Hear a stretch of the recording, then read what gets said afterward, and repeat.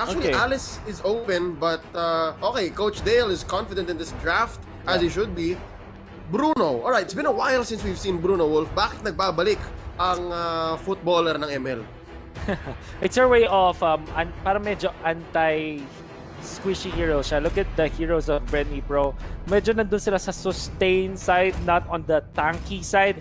For looking at the heroes, walang legitimate tank na nandito, walang big HP hero that can actually tank through all of the criticals naman sa Bruno. I really love the Bruno because of two things. Una, yung kakasabi ko lang, ang lalambot ng mga heroes ng BREN EPRO, mahuli lang sila ng isang stun, they will be deleted by this Bruno. And second is they have Toshi, one of the better marksmen or core carry players out there, diba? No, from long before na gusto ng farm. So it can work. The only maybe problem that I have with this is baka ma-pressure ng sobra-sobra itong si Bruno na baka hindi siya makapag-farm. Bruno is a farm-dependent hero. I haven't seen him in a double core setup, Leo. Normally, nakikita ko sa double core setup is yung mga mabibilis mag-farm like the Claude, in a way, is 1-1 and a Brody. But Bruno at this point, medyo iffy, but we'll see. Maybe Hellcurt nga, baka nga Hellcurt yung side lane nila. A funneled Bruno might work, but a side lane Bruno, yun yung medyo na nadadelix ako dito para sa side ng SMO. Yeah, which makes me wanna call you crazy because parang mas confident ka pa yata kung Johnson yan. No, kasi kanina mo pa hinahanap yung Johnson. And if it wasn't a Bruno, maybe, okay, Johnson, definitely baka pwede to. But ladies and gentlemen, Bruno mains, magdiwang tayong lahat because it's coming back. And Smart Omega, if they pull this through, then it will be a celebration, all right? Because that means marksmen are back, even in the face of Carl TZ's Hayabusa. Ako excited ako. I'm definitely thinking the same things, no? Delikado tong Bruno na ito. Definitely gonna be put in the gold lane to make up for, again, the innate danger, no? And may chance kasi na ma-outrange siya ng Farsa. Kahit hindi ka pa pumasok, mababurst down ka pa rin eh. There's that chance. And there's so many things to consider, and we have to think it'll come down to lanings. Even the player who plays these heroes will change how we see this lineup. So ladies and gentlemen, yun lang inaabangan natin. We are about to walk into game number 1 here. And antay lang tayo konti guys because again, a match this good, a match this hype, it's worth the wait definitely. So Wolf, gotta ask you now, we are looking at an interesting draft. So to say from Omega, BREN EPRO, medyo fundamental, except for the fact na binabalik nila yung Hayabusa ni Carl TZ. Which lineup do you favor though? On paper, we don't even know who's playing who yet, but on paper, kanino ka papanig? Yeah, I think this is BREN EPRO. I'm looking at the matchups. Right? If you're looking at the heroes, ang ilalagay mo sa my mid lane is this Hayabusa for sure, going up against either a Hellcurt or a Bruno na 100% ay ibibigay ko doon sa Hayabusa just because of the early and mid game. Although Hellcurt in the mid lane is the funneled hero, yung parang jungler, very strong, lalong-lalo na kapag tumatama yung Selena arrows. If it connects, it can be able to burst down. However, sobrang conditional kasi nung sa lineup ng SMO dito. Now, looking at the side lanes, gold lane can either be well, it's only just the thumbs na i-consider ko para sa side ng BREN EPRO. Thumbs being there sa gold lane, going up against either the Bruno or Uranus. Now, I would say ay medyo Thamos sided. Sabihin na natin 55 to 45. Thamos can bully. Thamos can bully. That's right. So, and then 65, what's the math? 35 for Thams versus Bruno. Right? Now, side lanes, it's Farsa naman sa EXP lane going up against potentially a Uranus. Right? Yeah. Wait, it's tama ba? No, right. Yeah, it's a Farsa. If I recall correctly. Ang Farsa for BREN. Yeah, kasi nag-Valier sila, diba? So I think Valier mid. It's better Valier mid, I think. Valier support, and then Farsa on the side lanes. You can't stop Farsa from farming kasi on the side lanes. Well, at least now, hindi na natin kailangan mag-theorize. It's gonna be shown here. Coco on the Farsa. Yep, exactly as we thought it, no? And again, Wolf, it is mid Hellcurt. So, tama, kailangan siyang maging alley-oop 1 +1 equals 2 dito. That's right. Arrow into essentially Hajizi seeking on anyone. Alright, so ladies and gentlemen, simulan natin to. BREN EPRO versus Smart Omega. This tournament is under the supervision and regulation of the Games and Amusement Board. It's time for Game 1 in this Grand Finals rematch. Wolf, laning-wise, nothing too weird here, no? It's just basic 1-3-1. Yep. Masabi ko nga lang para sa BREN EPRO, pinilagay nila yung sarili nila para manalo sa lahat ng lanes. At bakit natin sinabi yun? Itong si Coco nilagay nila sa gold lane. This means na matataas ang farm ni Coco. Not only that, binibigyan niya rin ng magandang matchup si Coco dun sa may bottom lane kasi si Bruno versus Tams, sabihin na natin baka mahirapan ng kaunti ng Tams. Pero si Farsag against Bruno, Farsag can just bully the Bruno out like what he's doing right now. Tapos sa may top lane naman, Tams versus Uranus, which is heavily Tams favorite. Kahit pa ako ay isang Uranus main. Sa meta ngayon, after all of the changes na ginawa sa Uranus, I would say na mas madali ang buhay ni Tams sa may top lane. Yep, I agree. And now look at this. Yelly Hayes threatening Carl TZ's orange buff. Oh no! Munti ka na mahulog si Yelly Hayes. But that is a flicker burned for the side of Omega. So, BREN do best to count on that. Bibilangin nila. Okay, 2 minutes. Walang flicker si Yelly Hayes. Kenji in trouble. Flat Easy looking for a target. And he's going to get it. Hajizi a little late, but will get it nonetheless with an orange buff. That's going to be 1-for-1. Chalk one up to the core of SMO. That's 1-for-1 trade. Wolf, nabanggit mo kanina, Uranus. Parang si Uranus ang bagong harit ng Muntan. Ang bago nilang paboritong i-nerf. Yeah, that's right. And come November 24th, there will be another nerf on the Uranus, so I'm sad. Yep. EJ caught out here. Yelly Hayes natamaan na shadow kill. Walang makunat na Hilda sa tatlong membro ng BREN EPRO. Now here comes the turnaround from Omega. Tatlo rin kami dito. Toshi with the damage. Down goes EJ. Buo pa rin sila dito. Cartesi running away. Saan siya makapunta? Looking for a quad shadow teleport. No, doesn't need it. Coco from the bushes, nag-aantay kung kailangan niya magpasabog, and that's going to be disengaged. 2-for-2 currently na mga Omega ng 200 gold dito. Flat Easy going to secure it. Nako, isa pa nata. Round 2, Kenji knows better. Yeah. And now meron ng ultimate si Uranus, but that doesn't mean na safe siya against Tams. Tams clear out the waves, tas kung ng jungle sa may mid, Yelly Hayes is down once again. You don't want this to happen to a Hilda. No. Oh my goodness, Dalina is gonna be bursted down. That's the power of the Busa. May maiwan dyan na mag-isa. They're gonna melt. And this is gonna open up quite a bit for BREN EPRO, no? Nanakawan nila ng purple dito si Hajizi. And then the rest of the map just follows through. It's Cartesi with double buffs. Now, already turtle up here. Wolf, are we seeing, let's note here, are we seeing possibly Cartesi not being as comfortable on this support role? Because Coco in trouble now, Cartesi bumabawi. Yelly Hayes, 1+1 equals 2. Yan ang ating kailangan pansinin. Omega, they will win these skirmishes, but BREN EPRO, 5v5 silang labang. Yeah, I think that I'll agree with you. Baka nga si Cartesi ay, parang this is unfamiliar play for him. Hindi natin magaling siya player, pero hindi ka ganun kabilis mag-switch. Ay, even Hayes, baka nga medyo nakalimutan niya na maglaro bilang tank, diba? Parang it's been a long time nung last time na nag-tank siya. Was good at it. He was a god at it. Pero kasi if you've been playing for a different role na medyo mages nga, diba? It will be totally different. But we'll see. We'll see. Oh, here we go. Shadow kill pulled in by Cartesi. Quad shadow out. EJ and Coco seeing if they can force another one, and that's going to be disengaged. Nakaisa. Omega taking one at a time. Kenji up top, losing this fight to Flat Easy. And I think, Wolf, correct me if I'm wrong, what Flat Easy is doing here, ito yung isolation play, no? Talagang kinukulong niya lang si Kenji. That's right. And bukod dyan, si Kenji ay nakakakuha lang nung mismong lane, not the actual jungle. Because if you notice, the Thams actually just, flash farms, fast clear lang dun sa wave.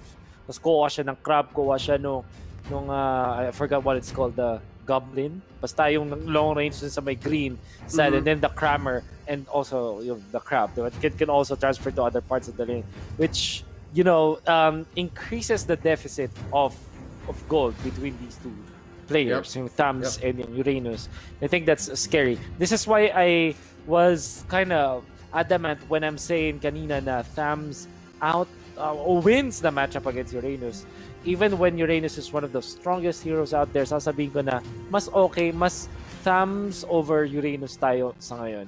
Imagine this, if FlapTZ keeps on doing this until the 8-minute mark, tapos nagkaroon ng big clash na around the third turtle, it's gonna be really difficult para sa Smart Omega na kontrolin ng FlapTZ. Yep, and back to the action, ladies and gentlemen. Still, papansin ninyo sa minimap, you can expect this to happen up at least until mid-game. So ito ang talagang plano ng BREN EPRO. And I always note that FlapTZ is a player better when joining team fights. So it's nice to see some versatility from him here. Na sinasabi ni Daki, Flap, ikulong mo lang yan. Now, look at this, BREN EPRO threatening mid lane. May sagot ba dito ang Omega? Naghahanap sila. Looking for a good arrow here. There's the feathered airstrike by Coco. EJ onto Yelly Hayes. Kenji gonna back out. Consecration already used up. Naka-cooldown. And they're gonna disengage. Good defense by Omega.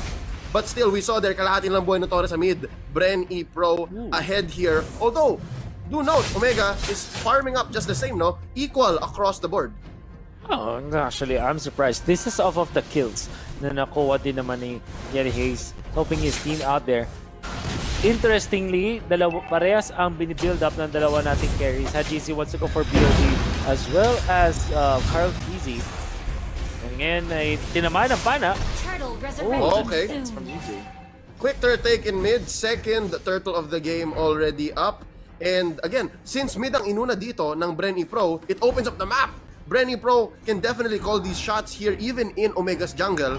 So, I'm not sure if this is accurate, but already one purple stolen by BREN EPRO. That's right. So that leaves Hajizi hungry. Yelly Hayes tinamaan dito ng ejector with the unstoppable force, but he flickers that out and almost close for another. Oh, kasalo ba? No. Safe. One more. EJ with another ejector. Babagsak si Kurt Easy. EJ though might be the trade. That's gonna be a tank for a support. And Coco is still here, raining down the fire. FlapTZ taking the turtle. That's one down. Hajizi taken out by FlapTZ. Susunod na habulin dito si Kenji. FlapTZ with the bite. At naman ng isang sabog na feathered airstrike. He's gonna disengage and still drop one up. 2-for-1 trade. Plus a turtle. Papasok pa rin dito. Si FlapTZ back out. And next, second tier turret. Tatamaan ng BREN EPRO. An early lead for the BREN squad. Looking low, Kenji. Will survive ba siya dito? He's gonna back out. FlapTZ tinatamaan ng Torre. He's gonna survive. FlapTZ one more. So you're right, Wolf. Ang ginagawa nila dito, sustained nga. Sustained ang gusto nilang team fight. No, that's really scary, but do take note, we haven't seen itong si Toshi really get into the fray. At those moments na nagpa-farm lang din siya, slowly inching his way there. I think siya rin pinakamataas ang farm sa Smart Omega side. Ngayon with 4.1k. Now, going for Yelly Hayes is taking them so long. But that's good, I think. This is what Yelly Hayes should be doing, guys. Shades of Baksha Anon, no? Hold up. Nahuli siya dito. Yelly Hayes targeted with the ejector and the shadow kill. Naunahan. There's one kill one more time for BREN EPRO. Pero airstrike sa ilalim ng Torre. Kurt Easy taken out. Giving the kill over to Carl TZ. And FlapTZ, mababawian ba dito? Kenji misses the second Ionic Edge. Pero may bawi. Split push ang plano ng Omega dito. I think they understand that they can't take these head-on fights anymore. Iba yung knowledge talaga na BREN EPRO. FlapTZ surviving up top lane while few facilitating for a kill into the bottom. Almost getting away in the middle pero mapapunish pa rin na isang Uranus. The feathered airstrike gonna be used just to clear the waves. At this point, Smart Omega might crumbling against BREN EPRO. Oh no, Kenji targeted with the shadow kill, but nandito na ang cavalry support coming in. Yelly Hayes in trouble. Kurt Easy needs one more to save Yelly Hayes. He gets him. Carl TZ shut down. Napasabog din si EJ. Magbaback out. There's the feathered airstrike. Coco misses a couple of hits onto the dying Kurt Easy. Bamba out muna. We'll take this trade here, ladies and gentlemen. 2 for none. And once more, we are at deadlock, Wolf. 8 and 8. 2.4 to 2.3k. At ang unang turtle ng Omega. They're used to this, I think. Sanay na ang Omega sa ganitong sitwasyon na early game talo, pero hanapan natin ng butas. Whatever it is that BREN EPRO did good no early game, I erased na. Oh, Smart Omega really equalized this. And Hajizi, the machine, with a wonderful play dun sa may mid lane, nakuha niya yung tamang target with the help of his teammates. The sandwich nila doon si Carl TZ. Now is going for more. Coco will be able to run out Si GC, mukhang naramdaman niya na hindi nata maganda para sa kanya. Oh no, There it unstoppable is. force here by EJ with the flicker and smart missiles enough. Kinikiliti si GZ hanggang mahimatay. That's going to be one more for the KDA machine. 4-2-2 ang Hellcurt ni Curtizi. Papasukin si Few. Oh no, they're short of burst. Oh, flame shot by Curtizi. That's a trade, 1-for-1 across the board. 9-9 pa rin. Wolf, Oh my this is God. deadlock. Nagsasagutan sila. This is what we expected from the hype match. Now, Yelly Hay still stacking through 6 stacks to his passive. Dalawa na lang at magiging full stack na yung kanyang ultimate. A goal for EJ, but EJ is gonna run out for sure. Okay. I think key here for BREN EPRO is they have to watch out for Toshi. Here's the feather there strike by Coco. Papasubugan. Yelly Hayes, Mamba out. Toshi still sitting at 0-0 and 3, no? Plus Purify, so he's super defensive.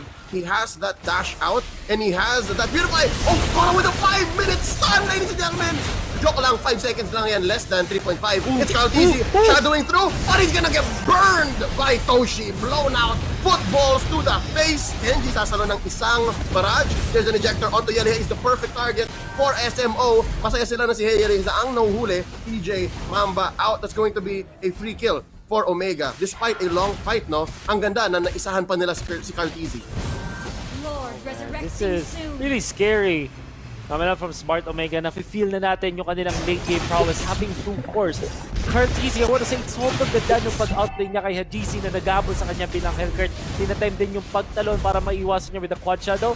However, it was Toshi na handa para sa kanya. All bases covered for Smart Omega, and you see that goal for Smart Omega. I think ang mantra ni Coach Dale dito, no, especially for the first 10 minutes of the game, was Omega kapit lang. Because they were really waiting for Toshi, and I feel like Wolf, maybe 2 or 3 more team fights that go that way, na parang BREN EPRO loses 1, BREN EPRO loses 2. Soon enough, we might see Omega win and say, salamat Toshi. Salamat Toshi. Here he goes.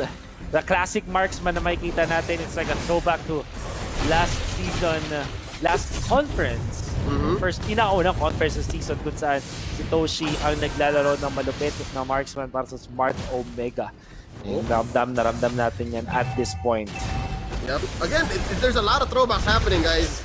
Happy Throwback Thursday, no? This is definitely a nice match to open up with. Kasi, abangan niyo yung susunod na matchup, laban ng mga bago sa liga. That's HFE and LPE coming up next. But for now, BREN EPRO, Smart Omega, game 1 pa lang to. 12 minutes in, nag-aantay si EJ dun sa may bush. He's kind of sandwiched, no? They really need the support of Few here, Yelly Hayes. Ooh. Like a bouncer. Like a bouncer. Making sure na hindi nakakontrol ang jungle ng BREN EPRO. Making it so na tumataas yung deficit din ng kanilang mga farm. However, I wanna say BREN EPRO dahil sa kanilang farms na kaya na nadepensahan ito panigurado. Yep. And as you can see, it's so easy for BREN EPRO to clear out the waves. Pero hindi niya target ng Omega. In fact, nakakuha na ng 3 na mukhang papuntang 4 pa na torre. Ikaw na ng Smart Omega with this turret. Here we go! Toshi mowing down that turret, dealing damage to the front lines of BREN EPRO while Kenji was clearing the way from the back. So Wolf, do note here, no, ang ganda ng recovery ni Kenji. From the first, 5-6 minutes of the isolation play ni Flap TZ, nakapag-transition din si Kenji to affect the map all the more. That's right. At kung mapapansin nyo, ay isa lang yung death niya. The only death that he garnered was the first death on himself. And this is Kenji that we know. This is clutch time Kenji waiting for Clutch it. Pero time Kenji. meron ding clutch sa kabila, yung Coco clutch. Yeah, So the it Coco kind of clutch. evens out. Yeah, we'll see. Nasa kanya ang napakalaking responsibility ng mga wave clear ng waves coming up from BREN EPRO. He needs to be very careful kasi may pana pa rin yung Smart Omega. Pwedeng kumuha sa kanya. Pwede pang feathered airstrike. So you This can looks see. like a full engage Wolf. Pumasok sa likod si Kenji, dealing the damage. Nakapag-feathered airstrike na dito. Si Coco, down goes from si Hajizi, is on a blood feud with this other TZ sa kabilang side. That's gonna be 1 down. Hajizi, the KDA machine, stealing the orange buff of Carl TZ. Wolf, are we seeing the Hayabusa fall off? This seems like Carl TZ is in trouble. 100%. Yung Smart Omega nga, nakakita ko ng isang dominant ice kay Kenji. Hindi ako magugulat kung kahit yung mga cores ng Smart Omega ay kumuha na rin defensive items for themselves. Like what we're seeing now, it's a breastplate coming out from the Uranus. endurance for this Selena, definitely good against the sustain. At syempre nakita tayo ng full-blown items coming out from the Bruno. I think that they will soon get the Queen's Wings for Smart Omega just to deal with this Hayabusa. And if you're asking me kung nag-follow up na Hayabusa, definitely yes. Dahil nandito na tayo sa point na hindi na ganun ka-scalable yung kanyang damage output. In fact, ayun na nga, I think the shield picked up by Toshi as a form of defense. Lalo-lalo pag napaunan na sila ng Feather Air Strike. So, this is Smart Omega saying na we know how to itemize against you, Brenny, bro. And I think that's just all of our players in the league and just in general sa Mobile Legends. People are starting to pick up on the importance of itemization. So guys, always, babantayan ninyo kung anong klaseng damage ang meron ng kalaban at kung anong dapat buuin para matalo nyo yon. Here we go, looking for another good engage. Coco catches an arrow pero wala namang engage. So maganda pa rin naman ang sabihin nating enforcers ng BREN EPRO. You have EJ and Flaptz. I have to take note then, merong wave clear coming out from the far side. May 3 items na at this point. See those casual dreadnought armors? Definitely good against Omega na patas din ng physical damage output. In fact, magic talaga na Omega. It only comes out of the Selena as well as the Uraden. Now they catch one. Oh my god, what is happening? Yelly Haze, makapasok ng bush, but it's not enough against 5 members of EPRO. There's no way that Yelly Haze gonna survive that. But it was all for the Lord. The sacrifice has paid off. Here comes Toshi and Kenji in the middle of it all. Napag-feathered air strike din si Coco, so there is no more ult from this far sa mga kaibigan. Kenji gonna back out and just buy time. Papasok din si Flaptz. Oh, he has bursted down! Wolf Knight mo yun! Isang combo lang! Down to 1 HP si Flaptz. Now EJ gonna be bursted down as well. Walang shield ang Joed na ito. Toshi with a double kill. Flaptz goes down. Hanjizi bursted down from the back. Coco gets him. There's the shadow kill. Flaptz takes down Toshi. Dalawa na lang natitira dito para sa Omega. It's Kenji and Curtizi. Oh, what a turnaround. 3-on-2. Curtizi still alive. Oh, but he gets down. It's 2v2. Dalawang mage laban sa Uranus at Selena ni Kenji at Curtizi. I think they're fine here, Wolf.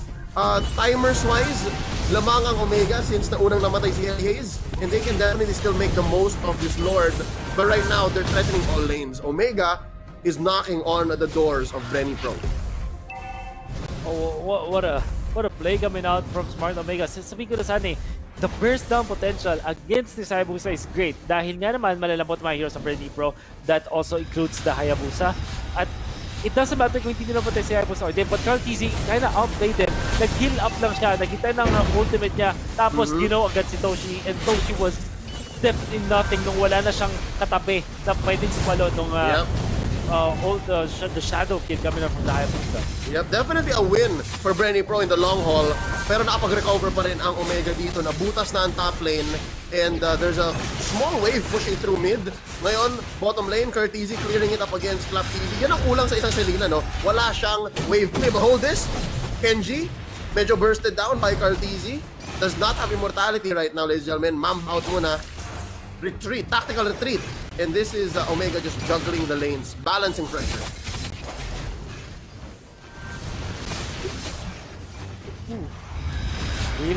Really close and intense para sa pares sa team natin, Leo. We know that both of these teams are really good at this game.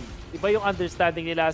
You can see, nag-uutakan din sila eh. Even Curtizi tries to outwit Smart Omega. Smart Omega also trying to outwit Curtizi in a way na nagko-combo sila. This dance ng BREN from Smart Omega, this is so fun to watch, man. Yep.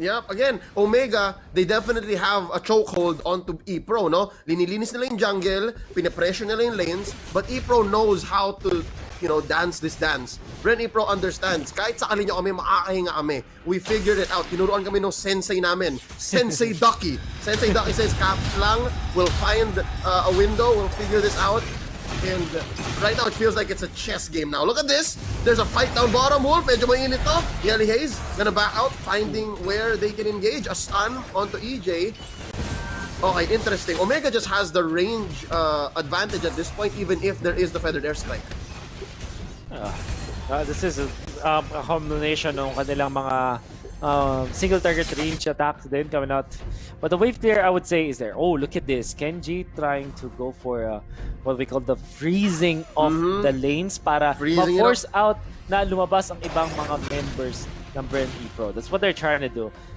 Minsan maganda na i-shove mo lahat ng waves, but sometimes you can also freeze the side lanes para bukod sa sabay-sabay lalabas yung mga creeps or mga minions from other parts of the map. You can also force your opponents to get out of their base. Ooh, hold up. Another failed engage here. A false skirmish brought in by BREN EPRO. Yelly Haze. Wolf, ito yung favorite ni Yelly Haze, no? Hindi niya kayang gawin ito as a support, eh. Pero as a tank, na ibabalik niya yung mga dati yung ginagawa. This is the half amazing Yelly Haze form that we know. Plus, dinagdag niya na uli yung Yelly. Dati Haze lang, diba? So, he's really back. Now, third Lord. Okay. Reset here. Yep, it's a full reset. Naramdaman na Omega na okay. There is definitely a chance for EPRO here to steal. So they are going to disengage. Oh, EJ taken out by Toshi. What a burst. Flap TZ in the middle of two members here. Up top, it's View taken out by Hajizi. The KDA machine definitely churning out his byproduct. And now Kenji looking for a target. Ionic edges, some stacks onto Carl TZ. Flicker out, shadow through. Toshi the target. Sumalo ng apat na slash dito ni Carl TZ with a sticker. But the boy wonder will not survive. Hajizi taking out his rival. Sabi ni Hajizi, ako ngayon ang bida. And that's going to be 3-4-1. And now, Omega returns back into the Lord with very little chance of contest for EPRO. Oh, very little indeed. TC, very good at taking down Hajizi. Sorry. Ano masasabi ko eh? Alam niya yung kanyang trabaho. He needs to be the one to take down si Toshi. Toshi is trying to outwit him almost every time. Pinatry niya kutakan. But Karkizi, just a man of 1,000 moves, so we can say. Hindi ko alam kung paano pa siya nakakuha ng kills, ng shadow kill usage on Toshi almost all the time. But the problem is, okay, they're waiting for the right moment. Hinihintay nila mag-respawn si Toshi perhaps, or maybe someone reaction, kaya naman dinilay nila. Then again, what he can only do is to burst down one. After niya gamitin yung kanyang shadow kill doon kay Toshi, wala na siyang getaway na move. That's why he was always punished by Smart Omega afterwards. Nevertheless, still pretty good showing coming out from BREN EPRO. Yep. I think this is just the right usage of your lineup, no? At this point, naiintindihan na ni Carl TZ and the rest of the team, naiintindihan nila na Carl TZ cannot be the end-all be-all assassin as he should have been in the first 15 minutes. Ngayon, we're going into ultra-late game. Parang role player na lang siya. Toshi, kung mapatay mo si Toshi, just that's good. Kung mapatay mo pa si Curtizi, yes. But from now on, let's focus on just surviving, alright? Let's find a way for Omega to be vulnerable. Now, once more, they're threatening mid lane. Oh, there's the Dark Knight falls. Flap TZ goes down. Hajizi is going ham, ladies and gentlemen. Back out muna siya dito, buying some time. There is the unstoppable force onto Curtizi, but it's not enough. Better airstrike by Coco here. This is damage control by BREN EPRO. Omega takes out the tank. EJ is going to go down, and there's a shadow kill. Hitting the wrong targets. They're all too chunky. Wolf, this is going to be game number 1. Going over to Smart Omega. What a perfect clap.